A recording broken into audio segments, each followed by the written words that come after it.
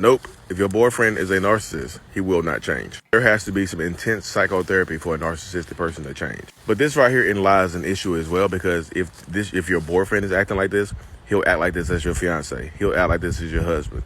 If it's a woman, she'll act like that as your girlfriend. She'll act like that as your fiance, as your wife. Getting married and moving on in a relationship does not mean it will get better. Because typically people, when they get married, especially narcissistic people, when they get married, they let everything go. They typically get worse because they feel like they have you trapped in a relationship now. Feel like you can't go anywhere. So once you start adding things to a narcissistic relationship, like kids, houses, cars, marriages, narcissistic people tend to give you less, tend to pull back the love, affection, and caring. So the boyfriend-girlfriend stage is like an audition. So if you can't tolerate them as your boyfriend, don't make that your husband or your wife. I really, really do hope this helps. What is going on, beautiful people? Welcome to another episode of A Narcissist Explains. I am self-aware narcissist, Mr. Lee Hammock, and I use my platform to raise awareness for narcissistic personality disorder, get more people into therapy, and also validate the victims and survivors of said disorder. This series right here is dedicated to just making my TikToks and my YouTube shorts longer. They are 60 seconds or less. This is going to be a lot longer than 60 seconds. I can guarantee you that. So these TikTok you just watched was about a woman asked me a question. She said, you saw it. Will it ever change? My boyfriend is like this, a narcissist, and I am way too weak to leave because I want to make it work. I don't know how much longer I can hold on. You see that right there, how that works. Will it ever change? The only thing that you can change, I think people need to realize the only thing that you can change if you are dealing with a narcissist, I know everybody's not a narcissist, but point blank period, the only thing that you have the power to change on this planet is yourself. Is ourselves. Like, you can't change another person. You can't change a man. You can't change a woman. You can barely change kids these days because they're going to turn out how they want to turn out. No matter what you know, a lot of kids are going to turn out their own way.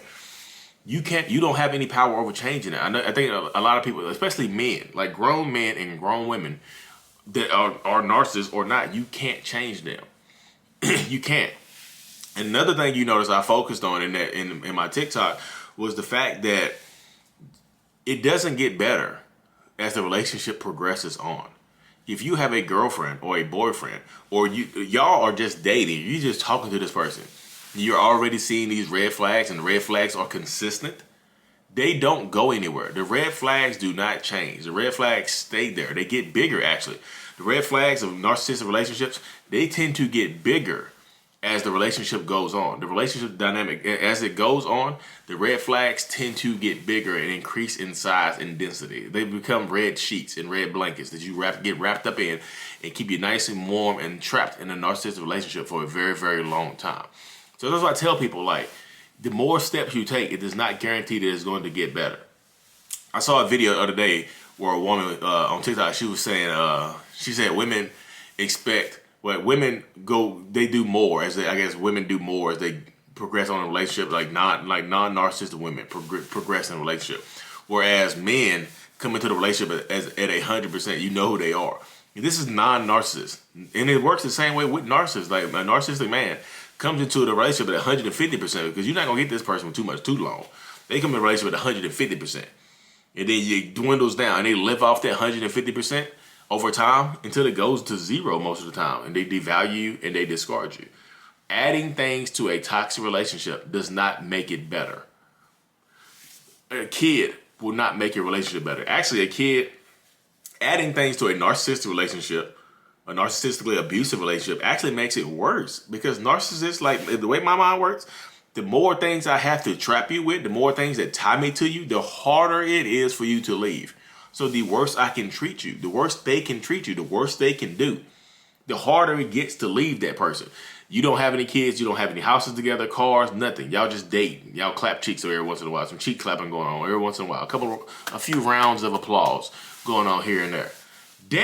That doesn't, like, when you start adding kids and things like that, it gets worse. It just does. Because it makes it harder to walk away. You're already trauma bonded to a person. So imagine adding a kid to that trauma bond. Imagine adding a mortgage to that trauma bond. Imagine adding a marriage to that trauma bond. Imagine adding multiple kids, multiple cars, multiple things to that trauma bond. They make it make it harder like some stew. Make it harder for you to leave that dynamic. Make it harder for you to leave that relationship. Because once you get stuck into it, you get stuck into it.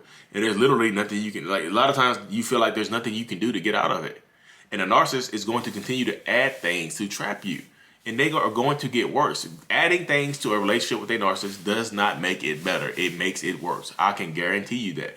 And I feel like that blows people's minds sometimes because they don't understand it. Like, well, you're doing girlfriend level or boyfriend level stuff. You're asking for wifey husband level stuff. Stop doing girlfriend, stop doing wife things. Like, I promise you, if you start treating people like they treat you, they'll show you who they really are. When you give a person, narcissist or not, a taste of their own medicine, they typically spit it back up. Like, this is disgusting. I don't like this medicine. It's nasty. It's nasty medicine. Like, well, you think it's nasty? That's what you've been feeding me for years. That medicine that you're eating, or that medicine that you're eating right now, that you're devouring up like a piece of meat, that's what you've been feeding me for years. Years. What do you expect? Like, that's what you've been feeding me for years. Now you get a taste of it. So, like, slow down, y'all, and don't add things. I wish more people would see this, because I know the thing that blows my mind is the fact that even though I have over 1 million followers on TikTok, and combined my platform is 1.3, 1.4 million, like, that people will never see these videos. There are so many people out there in relationships like this that will never get the chance to get out to see these videos. It blows my mind. But you see this video. You are seeing this video right now. You have the ability to change your life because you see this video. You see other videos. You know about narcissistic abuse, and yet you remain in it because you're trauma bonded. Whatever reason, you remain in it. You try to make it better. You know you can't make it better. The people I feel the worst for are the people who don't know what's going on. Like, man, you really don't know what's going on, do you? There's so many people out here in the world who have no idea that narcissistic abuse is what it is. No idea what narcissist is.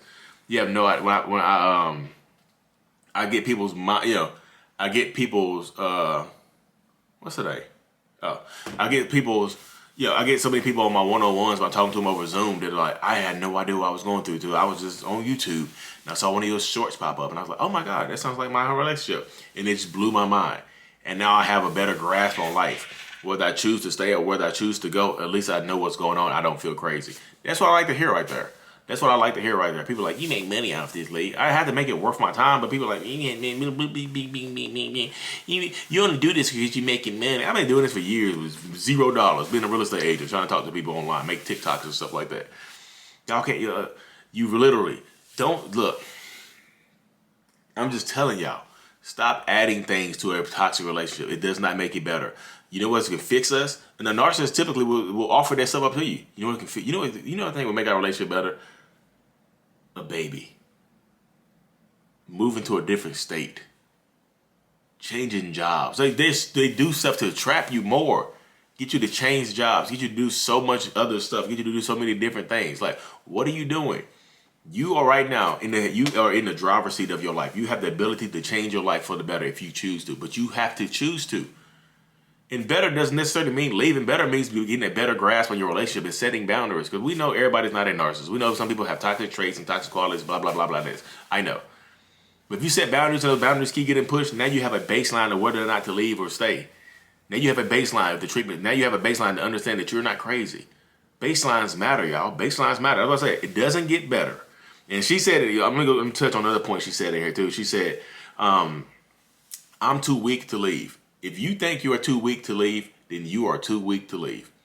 Because you are, Tony Robbins calls that transformative vocabulary. The words you say out loud or to yourself matter. If you say you're too weak to leave, you're convincing yourself, you're convincing your brain that you're too weak to leave. Stop using language like that.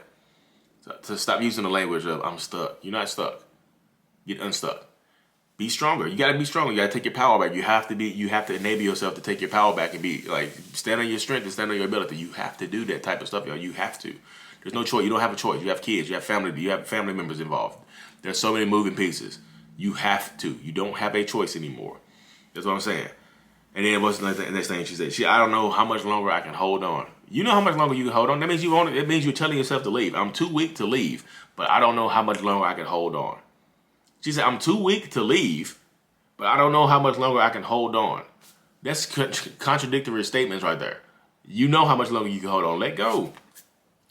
I told her in that video, if this is your boyfriend, Imagine your husband doing that to you.